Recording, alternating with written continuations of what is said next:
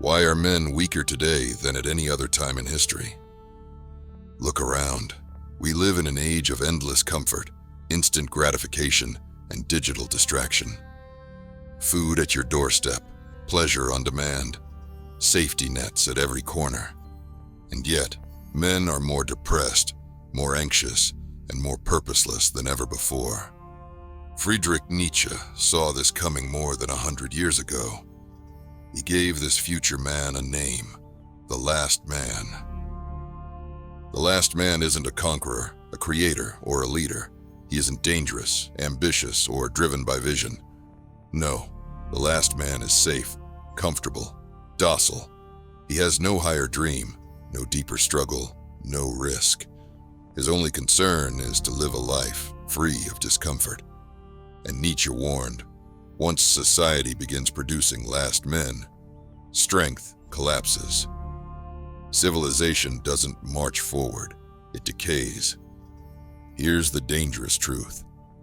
Nietzsche wasn't just predicting a far-off possibility, he was describing our present moment. The last man is already here.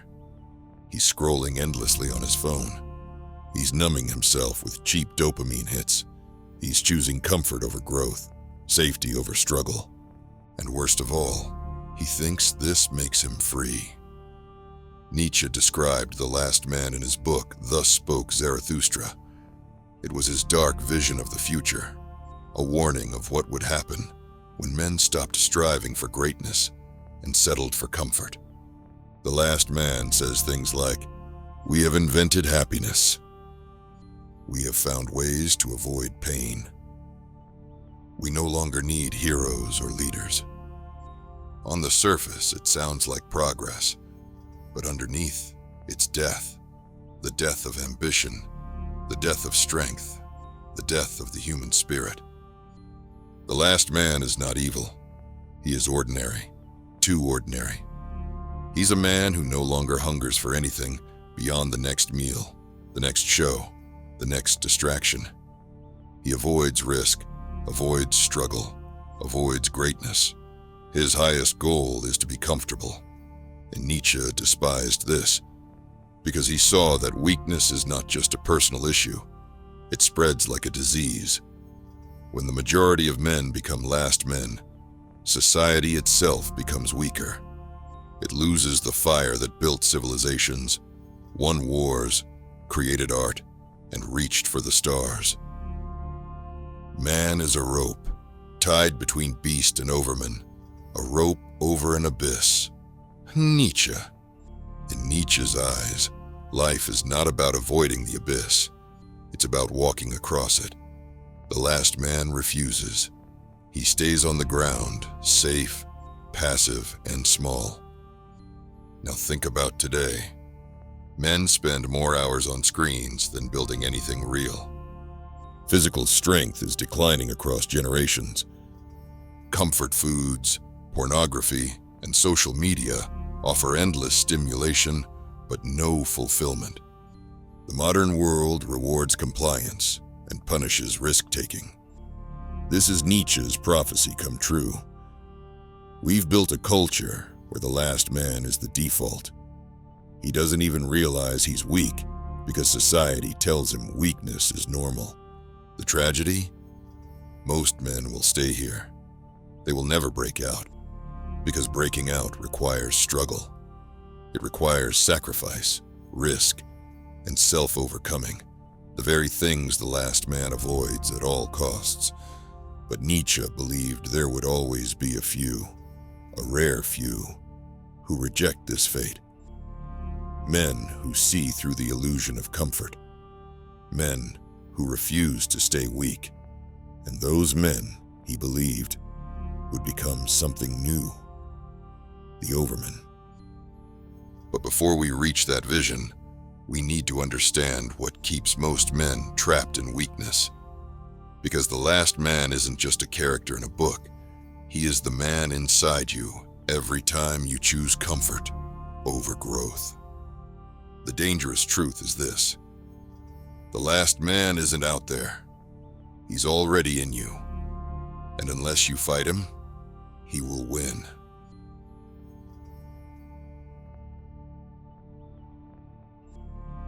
Every man is driven by a hidden force. Nietzsche called it the will to power, the primal urge not just to survive, but to expand, to create, to rise above. But here's the problem. In today's world, that will has been hijacked. Instead of striving for power, most men now strive for comfort. Instead of seeking greatness, they seek convenience. Instead of pushing themselves higher, they sink into ease. The will to power has been replaced by the will to comfort. And Nietzsche would argue this is why most men stay weak. For Nietzsche, life was never neutral. Every action, every choice, is an expression of either strength or weakness. You are either moving toward growth or sliding into decay.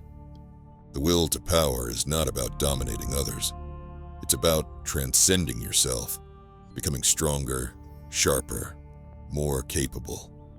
It's the inner fire that pushes you to lift heavier, to think deeper, to create, to risk. It's the refusal to stay small. But the modern world whispers another story. Why struggle when technology can do it for you? Why risk rejection when validation is one swipe away? Why fight? Why sweat?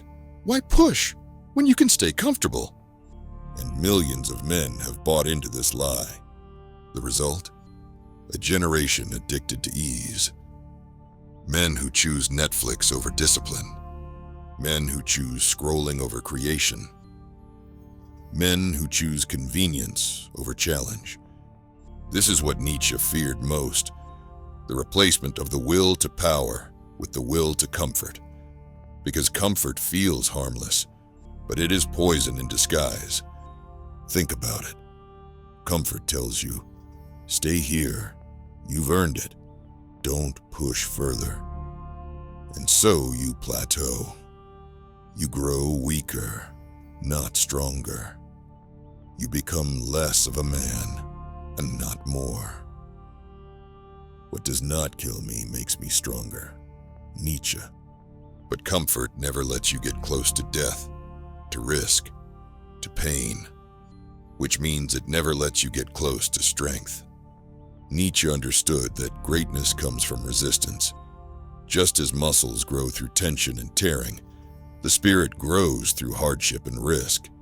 Without struggle, there is no power. Without danger, there is no transcendence. The will to comfort robs you of that. It traps you in safety. And safety, over time, is slow death. This is why most men stay weak, not because they are incapable, but because they have been seduced into believing that comfort is life's goal. The dangerous truth?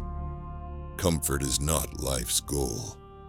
Comfort is the cage, and the will to power is the key.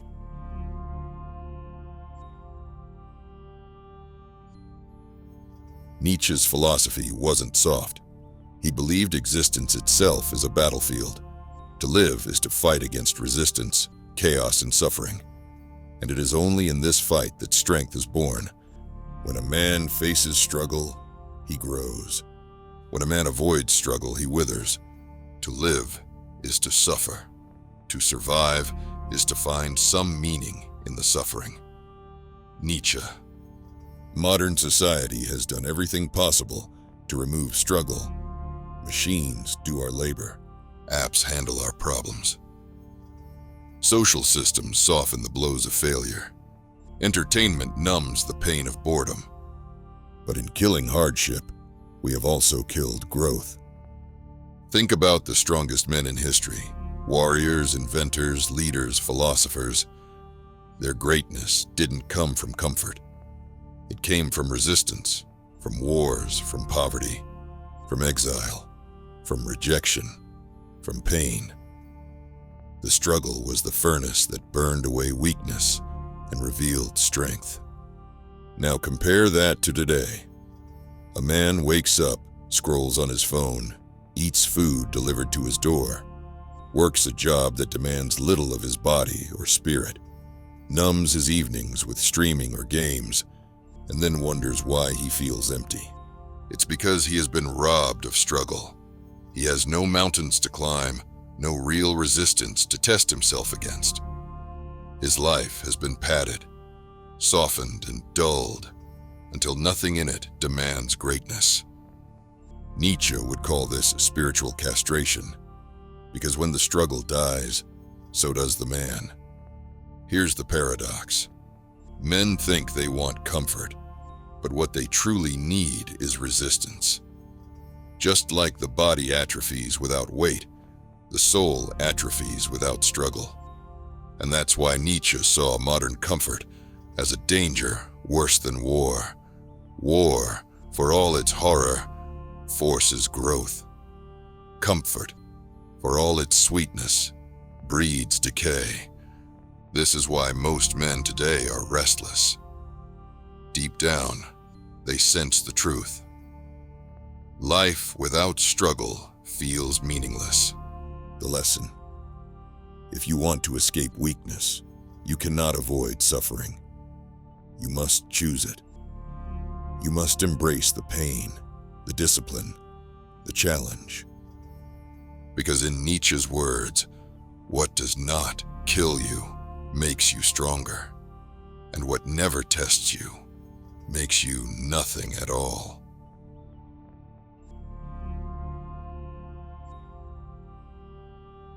Nietzsche believed humans carry a primal instinct to blend in, to move with the group. In the wild, this instinct meant survival. Predators attack the outlier, not the crowd. But in modern society, the herd instinct doesn't save lives. It kills individuality. It creates conformity. It makes men terrified of standing alone. And what does the herd demand? Safety, comfort, mediocrity. Don't stand out. Don't risk rejection. Don't believe anything too radical. Don't chase ambitions too high. The herd tells you, just be like everyone else. Nietzsche despised this because he saw the herd as the breeding ground of the last man, the docile, unthinking, comfort-addicted figure who lives and dies without ever discovering his true potential. The individual has always had to struggle to keep from being overwhelmed by the tribe. Nietzsche. Think about today. Men silence their opinions to avoid offending anyone. They wear what everyone wears, watch what everyone watches, think what everyone thinks. Social media amplifies the herd instinct, punishing anyone who steps outside the approved script. The result? A culture where most men never develop their own values, their own voice, their own strength. They wait to be told what to think, how to live, and what to want. But here's the truth. Nietzsche hammered again and again. Greatness has never come from the herd. The herd builds safety. The individual builds strength. Every innovator, leader, warrior, and creator in history stood apart from the crowd. They broke from the herd instinct. They risked being hated, mocked, or rejected. And because of that, they built something new. The herd keeps you weak because it keeps you small. It tells you to avoid risk, to avoid difference, to avoid the very struggle that would make you strong. And yet, Nietzsche didn't just criticize the herd. He issued a challenge. Dare to stand alone. Because only when you leave the herd can you discover who you really are. The dangerous truth? The herd will never respect you until you stop needing its respect. Strength begins the moment you no longer fear walking alone.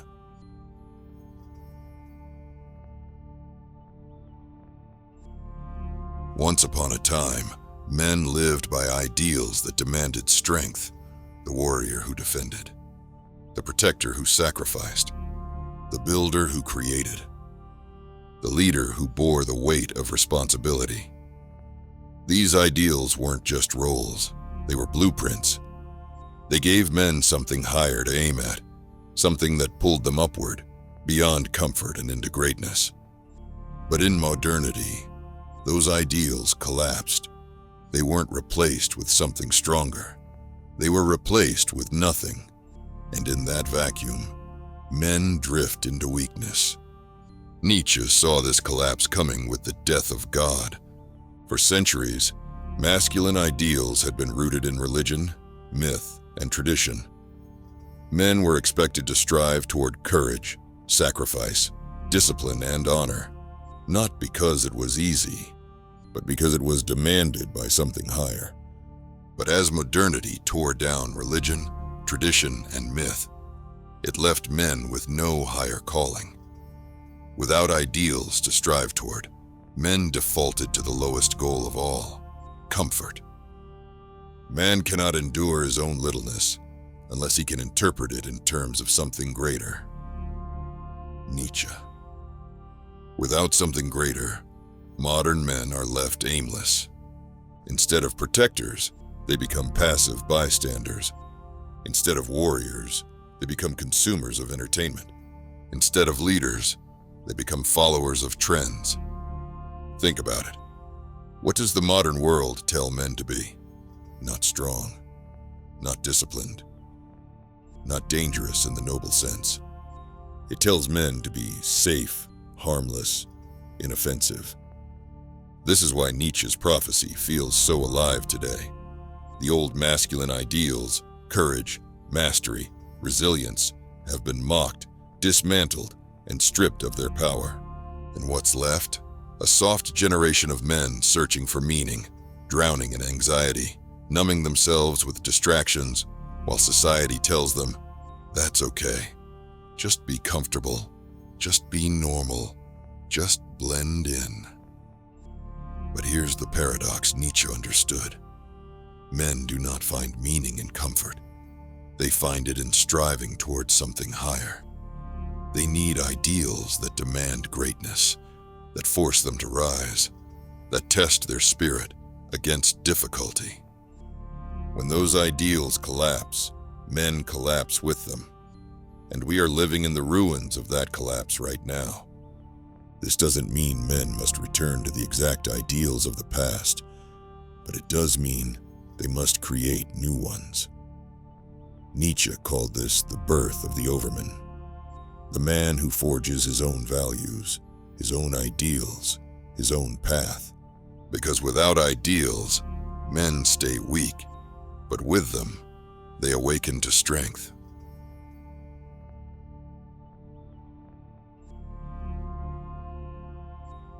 The overman is Nietzsche's antidote to decay. He is the man who refuses to accept the herd's morality, who refuses to live only for comfort, who rejects weakness as normal.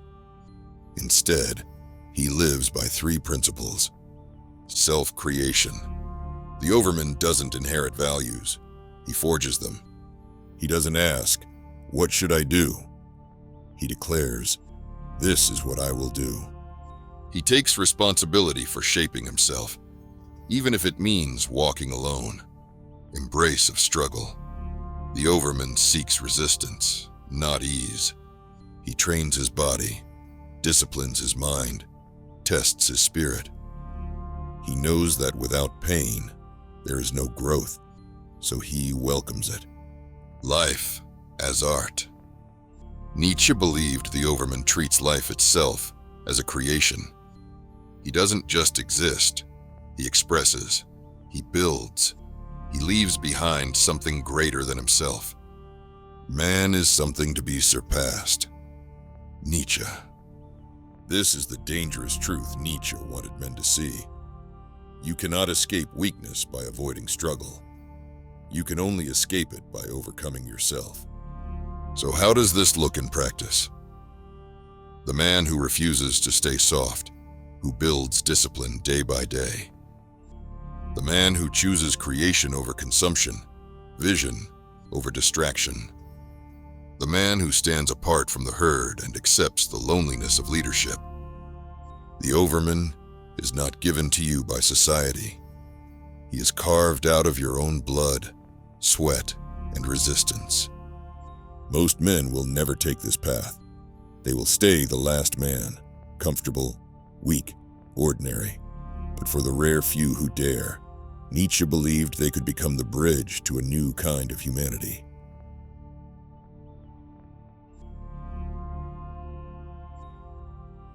The man who lives beyond weakness is not defined by what he avoids.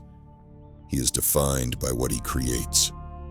He doesn't run from hardship. He seeks it. He doesn't crave comfort. He uses discomfort as fuel. He doesn't ask what others think. He acts according to what he wills. This is not arrogance. It is sovereignty. It is a man reclaiming the responsibility to shape his own destiny. Nietzsche believed such men would be rare. Most would remain the last man, comfortable, predictable, safe. But the few who rose beyond weakness would discover a deeper strength. The ability to live fully, dangerously, creatively. To live dangerously doesn't mean reckless self-destruction. It means refusing the false safety of the herd. It means building strength by putting yourself at risk, physically, emotionally, spiritually. It means creating values and living by them, even when no one else understands. The new strength Nietzsche envisioned is not about domination, but about self-mastery. The man who commands himself no longer needs validation from the crowd. The man who embraces suffering no longer fears life's trials. The man who creates meaning no longer feels empty, even when the world collapses around him.